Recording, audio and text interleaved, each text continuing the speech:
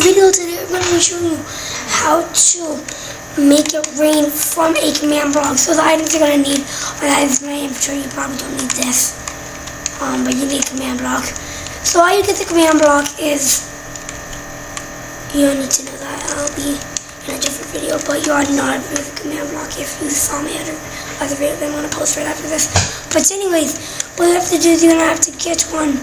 And it says, okay, that doesn't do anything. You have to get one, activate the redstone, and then lead it to there. And you have to put in toggle downfall.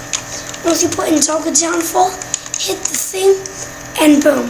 How to make it stop? That's easy. Just push the F4 again. And it will start to stop. Boom, why is it not stopping? There. So after it stops, that is the video. Thanks for watching. I know it's a pretty short video, but I hope to like it, hope to help you. And what is that?